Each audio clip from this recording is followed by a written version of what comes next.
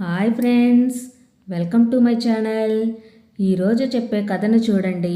నచ్చితే లైక్ చేయండి, సబ్స్క్రైబ్ చేయండి, షేర్ చేయండి, కామెంట్ కూడా చేయండి. ఇక కథలోకి వెళ్దామా? అనగనగా ఒక గ్రామంలో రాజయ్య అనే వ్యక్తి ఉండేవాడు. రాజయ్యకు నా అనేవాళ్ళు ఎవ్వరూ లేరు. అందుచేత స్వగ్రామం విడిచి ఒక పట్నం చేరి కూలీనాలి చేసి బ్రతుకుతూ ఉండేవాడు. అక్కడే రాధ అనే ఓ పేదింటి అమ్మాయిని పెళ్లి చేసుకున్నాడు. రాధ చాలా మంచి అమ్మాయి. తన భర్తతో పాటు తాను కూడా కూలీనాలి చేసుకుంటూ భర్తకు చేదోడు వాదోడుగా ఉండేది. ఇదిలా ఉండగా కొంతకాలానికి రాజయ్య దూరబంధువు ఒకరు చనిపోతూ తన పొలము ఇల్లు రాజయ్య పేర రాసి చనిపోయాడు. అది తెలిసిన రాజయ్య తన భార్య ఆ ఊరే వెళ్ళి ఆ పొలంలోనే వ్యవసాయం చేసుకొని ఆ ఇంట్లోనే ఉందామని నిర్ణయించుకొని ఆ ఊరు బయలుదేరారు.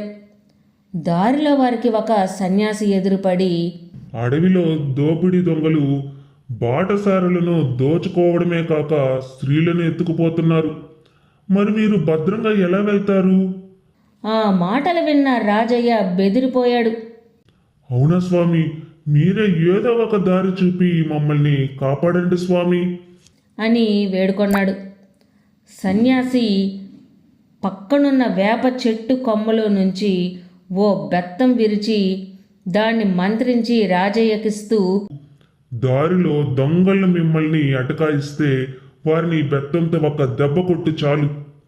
వారి వల్ల నీకు ఏ హాని ఉండదు.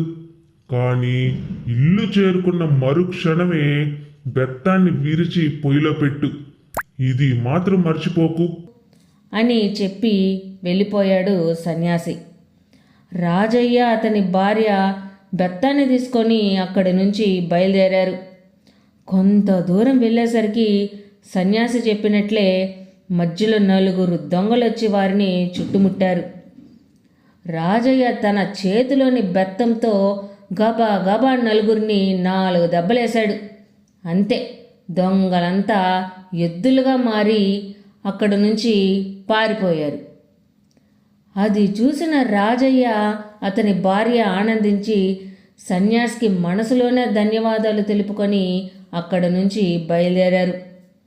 ఇంటికి చేరుకున్న తర్వాత రాజయ్య భార్య రాజయ్య దగ్గరకు వచ్చి, ఏమండి, ఆ బెత్తాన్ని టిచ్చేయండి, స్వామీజీ చెప్పినట్లు దాన్ని విరగ్గొట్టి పొయ్యిలో పెట్టేస్తాను అని రాజయ్యను బెత్తం అడిగింది. అప్పుడే రాజయ్యకు దురాశ పుట్టింది. అదే విషయం తన భార్య రాధతో, ఏమే, ఇది పారేయొద్దు. దీన్ని తీసుకువెళ్ళి ఎవరినైనా కొడితే వారు ఎద్దుగా మారిపోతారు కదా. ఆ ఎద్దును తీసుకొచ్చుకొని మనం పొలం పనులు చేసుకుందాం. అలాగే మనం పొలం వెళ్ళి రావడానికి కూడా చాలా సులభంగా ఉంటుంది. ఏమంటావు? అయ్యో, అలా చేయడం చాలా తప్పండి.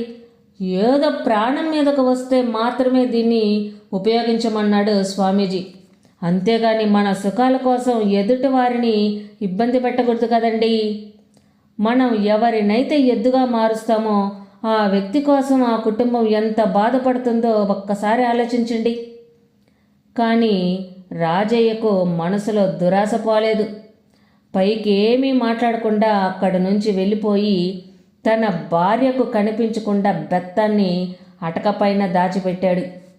కొన్ని రోజులు గడిచిపోయిన తర్వాత ఓ రోజు కోడి కూసేదానికంటే ముందే నడిచి బెత్తాన్ని పుచ్చుకొని వీధిలోకి వచ్చాడు రాజయ్య.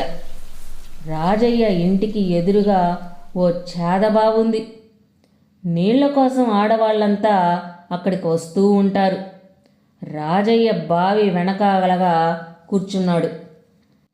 కొంతసేపటికి మసగ చీకటిలో ఎవరో ఒక స్త్రీని చూసి రాజయ్య వేప బెత్తాన్ని ఆమెకు తాకించాడు.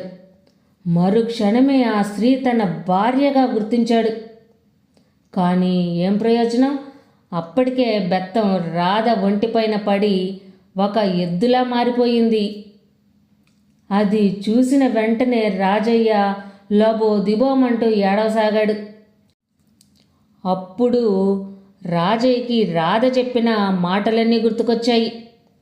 నిజమే కదా, నేను రాధ కోసం ఎంత బాధపడుతున్నాను.